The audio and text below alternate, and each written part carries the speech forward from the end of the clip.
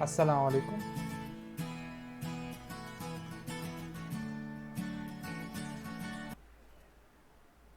अस्सलाम वालेकुम। जैसा कि आप लोग देख सकते हैं कि मैंने आप लोगों के साथ डिस्कस कर लिया था कि व्हाट इज़ कंसोलिडेशन के बारे में। हम अभी फर्दर स्टेप अहेड करते हैं नेक्स्ट टॉपिक के बारे में। कंसोलिडेशन से ही उसका ताल्लुक है। तो जो नेक्स्ट चीज़ आ रही है वो क्या चीज़ आ रही है, वो आ रहा है कि भाई ये जो कंसोलिडेशन था वो तो हमने डिस्कस कर लिया। कंसोलिडेशन था वो तो हमने डिस्कस कर लिया। अब उसके मतलब कि वो होता क्या है, उसका ताल्लुक क्या है, उसका मतलब क्या है कि दो चीज़ों को या दो से ज़्यादा चीज़ों को या एक से ज़्यादा चीज़ों को हम एक साथ जब रिप्रेजेंट करेंगे as a whole, as one, as a group, तो उसे हम कहते हैं कंसोलिडेट करना, कंसोलिडेशन करना। और जब हम अकाउंटिंग पर्सपेक्टिव, अकाउंटिंग रूल्स का जब हम इस्तेमाल करेंगे, फाइनेंशियल स्टेटमेंट को जब हम दो ऑर्गेनाइजेशन को एक साथ रिप्रेजेंट करेंगे, सही है, तो उसे हम कहेंगे कंसोलिडेशन। तो अभी हम चंद रूल्स पढ़ रहे हैं कि कंसोलिडेशन का आखिर रूल्स क्या है। भाई consolidation rule as per standard for SOFP या बैलेंस शीट। फॉर एग्जांपल, ये ऑर्गेनाइजेशन ए है, ये ऑर्गेनाइजेशन बी है, ये ऑर्गेनाइजेशन ए का बैलेंस शीट है, ये ऑर्गेनाइजेशन बी का बैलेंस शीट है। इन दोनों बैलेंस शीट को मैं किस तरह आपस में रिप्रेजेंट करूं, किस तरह आपस में रिप्रेजेंट करूं, किस तरह रिफ्लेक्ट करूं, किस तरह आप लोगों को दिखाऊं, तो उसके लिए चंद रूल्स हम पढ़ने जा रहे हैं। तो रूल सेट नंबर ए मैंने आप लोगों के लिए लिखा है, सही है। अच्छा, पेरेंट कंपनी कौन सी कंपनी होती है, सबसे पहले सवाल। Parent company and it's subsidiary. भाई ये पेरेंट कंपनी कौन है, भाई ये सब्सिडरी कौन है। जैसा कि मैंने आप लोगों को स्टार्टिंग में बता दिया था कि when there is a need to consolidate, मतलब कंसोलिडेशन में कब करनी चाहिए, जब एक ऑर्गेनाइजेशन दूसरे ऑर्गेनाइजेशन के 50%, क्या 50% या उससे ज़्यादा के क्या ले ले, शेयर, और प्लस इसके साथ उसके पास अथॉरिटी हो, पावर हो कि वो दूसरा ऑर्गेनाइजेशन जिसके उसने शेयर खरीदे हैं उसका जो बीओडी है उसके अंदर मेंबर को रिमूव करा सकते, बीओडी के मेंबर को, या असाइन करा सके। यानी या 50% से ज़्यादा आपके पास शेयर होल्डिंग हो, आपके पास अथॉरिटी कंट्रोल हो, पर नीड बन जाती है कि भाई आप एक पेरेंट ऑर्गेनाइजेशन है। जिस ऑर्गेनाइजेशन के पास 50% से ज़्यादा शेयर होते हैं तो जनरली वो पेरेंट ऑर्गेनाइजेशन ही एज्यूम किया जाता है। तो पेरेंट एंटिटी या पेरेंट कंपनी की ऐसी कंपनी होती है जिसने दूसरे ऑर्गेनाइजेशन के 50% से ज़्यादा शेयर लिए होते हैं। फॉर एग्जाम्पल, ये ए है, ए एल टी डी, और ये कौन है, ये है B L T D. B L T D है और ये ए एल टी डी है। ए एल टी डी ने 75% शेयर लिए हैं किसके, बी एल टी डी के। तो ए एल टी डी क्या हुआ, parent company, parent company, PC लिख रहा हूं मैं। और फिर बी क्या हुआ, बी हुआ सब्सिडरी कंपनी। सब्सिडरी कंपनी क्या मतलब, सब्सिडरी कंपनी वो कंपनी है जो कि शेयर इशू करे 50% से ज़्यादा उस ऑर्गेनाइजेशन को जो कि पेरेंट है। तो एक ऐसी ऑर्गेनाइजेशन जिसके 75%, सॉरी जिसके 50% से ज़्यादा शेयर दूसरी ऑर्गेनाइजेशन से ली हुई है, तो वो दूसरी ऑर्गेनाइजेशन है, वो बी एल टी डी की पेरेंट बन गई।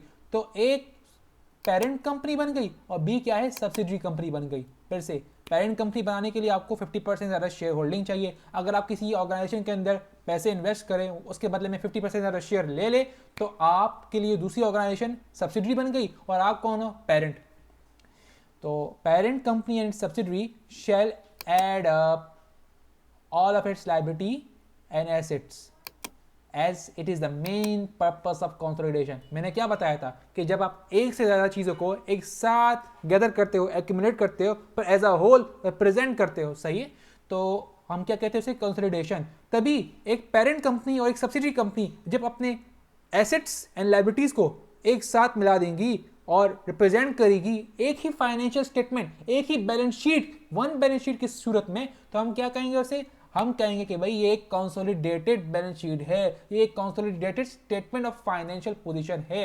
लिख देता हूं, कंसोलिडेटेड बैलेंस शीट, या फिर आप कह दे consolidated statement of financial position, या ज्यादा फॉर्मल लफ्ज consolidated statement of financial position है।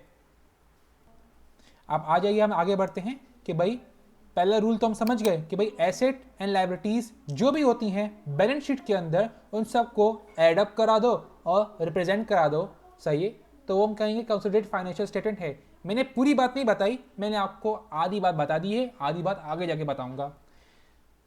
अच्छा, second rule, intra group receivable payable shall be eliminated. Sir ये क्या, सर ये इंट्रा ग्रुप रिसीवेबल क्या है और सर ये इंट्रा ग्रुप पेएबल क्या है, उसके बारे में ज़रा बताइए। चले अभी बात करते हैं। सपोज कर ले ये क्या है, ये है ऑर्गेनाइजेशन ए, सही है। और ये क्या है, ये है ऑर्गेनाइजेशन बी। ऑर्गेनाइजेशन ए ने बी के 75% शेयर खरीदे हैं।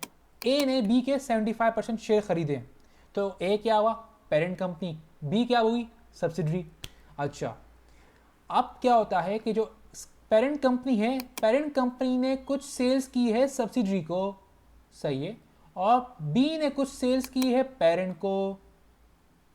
देखिए IFRS 7 एंड IFRS 3 जो कि मेनली कंसोलिडेशन के IFRS माने जाते हैं, सही है, वो हमें कहते हैं कि भाई जब एक ऑर्गेनाइजेशन दूसरे ऑर्गेनाइजेशन के 50% या उससे ज़्यादा के शेयर खरीद ले, सही है, तो आपने एक चीज़ का ख्याल रखना है कि अब ये डिफरेंट ऑर्गेनाइजेशन नहीं है, ये एक ग्रुप बन चुका है। क्या, ये एक ग्रुप बन चुका है, और ग्रुप के अंदर विद इन ग्रुप जो भी ट्रांजेक्शन होगी पेरेंट एंड सब्सिडरीज में, with in group parent and subsidiaries में जो भी ट्रांजेक्शन होगी, सही है, वो क्या कहलाई जाएगी, वो कहलाई जाएगी इंट्रा ग्रुप ट्रांजेक्शन, सही है, वो कहलाई जाएगी intra group transaction. Sir intra का क्या मतलब, विद इन, इंट्रा का मतलब होता है विद इन, और जब विद इन ग्रुप तो इंट्रा ग्रुप ट्रांजेक्शन। तो यानी ए जब कुछ सेल करेगा बी को अपनी यानी सब्सिडरी को, और सब्सिडरी जब पेरेंट को सेल करेगा, तो ऐसी ट्रांजेक्शन हम इस किस्म के ट्रांजेक्शन जो कि विद इन द ग्रुप हो रहे हैं, सही है, हम उसे कहेंगे इंट्रा ग्रुप ट्रांजेक्शन। आप और सपोज करते हैं कि भाई ए ने क्या किया, ए ने ना बी को सामान बेचा है, सही है, सामान बेचा है 100 रुपए तक का, और बी के पास, और बी ने वो सामान 100 रुपए तक का खरीद लिया, बी ने पेमेंट नहीं की है, बी ने खरीद लिया, सही है। अच्छा, जब ए ने कोई सामान बेचा है बी को, तो चंद एंट्रीज बनी होगी उसके पर्सपेक्टिव में। देखिए मैंने आप लोगों के लिए एडजस्टमेंट भी लेके आ गया स्क्रीन पे। तो मैं क्या कहना चाह रहा हूँ कि एक पेरेंट है, पेरेंट ने सब्सिडरी को सपोज कर ले कोई इन्वेंट्री सेल की है, सही है। अच्छा, पेरेंट को इन्वेंट्री बनाने में कितनी कॉस्ट लगी, 100 रुपये। सब्सिडरी को जब उसने कितने का बेचा, 150 रुपये का, एग्जाम्पल हम ये लेते हैं, सही है। तो जब पेरेंट ने जब एंट्री बनाई होगी अपने बुक्स के अंदर, तो पेरेंट ने क्या एंट्री बनाई होगी, पेरेंट ने बनाई होगी account receivable debit, sales credit, COGS debit, inventory credit, simple entry, no confusion at all. आप सब्सिडी ने क्या बनाई होगी, जब पेरेंट ने कोई सामान सब्सिडी को बेचा होगा, सब्सिडी ने वो सामान खरीदा होगा, सही है, या ऑन क्रेडिट टर्म्स खरीदा होगा, तो यहाँ पे सब्सिडी ने क्रेडिट टर्म्स पे खरीदा कि भाई inventory debit, account payable credit. यहाँ पे दिमाग में कंफ्यूजन आ रही है, ए के लिए वो इन्वेंट्री थी 100 रुपये की, और सब्सिडी के लिए वो इन्वेंट्री है 150 रुपये की। कितने का डिफरेंस आ रहा है, 50 का। फिलहाल हम डिफरेंस की बात नहीं करते, हम बात कर रहे हैं कि भाई ये जो इन्वेंट्री सेल आउट वगैरह हुई है विद इन द ग्रुप, सही है, उसकी ट्रीटमेंट क्या होगी। तो देखिए जो ये अकाउंट पेबल आपको यहाँ पे नज़र आ रहा है ना, और जो ये आपको यहाँ पे अकाउंट रिसीवेबल नज़र आ रहा है, ये अकाउंट पेबल और ये अकाउंट रिसीवेबल किसके आइटम्स होते हैं, ये बैलेंस शीट के आइटम होते हैं। ये कहाँ पे आते हैं, ये आते हैं करंट एसेट्स के अंदर, सही है। तो जब आप कंसोलिडेटेड स्टेटमेंट बनाएंगे, जब आप consolidated statement of financial position बनाएंगे, सही है, तो वहाँ पे करंट एसेट आप लिखेंगे, और करंट एसेट के नीचे आप लिखेंगे क्या, अकाउंट रिसीवेबल, सही है। तो जब अकाउंट रिसीवेबल आप लिखेंगे, सही है, दोनों ऑर्गेनाइजेशन का मिला के, तो सपोज कर ले दोनों ऑर्गेनाइजेशन का मिला के टोटल बनता है x। अब इस x के अंदर 150 भी इंक्लूडेड है, और 150 किसका हिस्सा है, सब्सिडरी का। तो IFRS 7 एंड IFRS 3 और ये जो कंसोलिडेशन के बेसिक अकाउंटिंग स्टैंडर्ड्स है, वो हमें कहते हैं कि विद इन द ग्रुप ना ही कोई पेबल होगा, ना ही कोई रिसीवेबल होगा। विद इन द ग्रुप ना ही कोई पेबल होगा, ना ही कोई रिसीवेबल होगा, क्योंकि ये एक ऐसी बात हुई कि आपने एक सामान एक हाथ से लेके दूसरे हाथ में रख दिया, क्योंकि आप ग्रुप है ना, जब आप ग्रुप है तो ग्रुप को एक ऑर्गेनाइजेशन की तरह ही देखा जाता है, तो लिहाजा विद इन द ग्रुप तो कोई पेबल भी नहीं होता, ना ही कोई रिसीवेबल होता है। तो आपने यहाँ से जो आपका रिसीवेबल बना हुआ है 150 कंसोलिडेटेड फाइनेंशियल स्टेटमेंट के फाइनेंशियल पोजीशन के जो बैलेंस शीट है उसमें आपको जाके माइनस करना होगा। और सिमिलरली जब आप करंट लायबिलिटीज का कॉलम में जाएंगे तो वहाँ पे क्या हुआ होगा, वहाँ पे अकाउंट पेबल लिखा होगा। जब आप अकाउंट पेबल लिखेंगे तो अकाउंट पेबल में से भी आपने दोनों का पहले प्लस कर देना है, फिर उसमें से आपने 150 को माइनस कर देना है। क्यों, क्योंकि intra group payable receivable shall be eliminated. Next video में हम मिलते हैं। उम्मीद करता हूँ आपको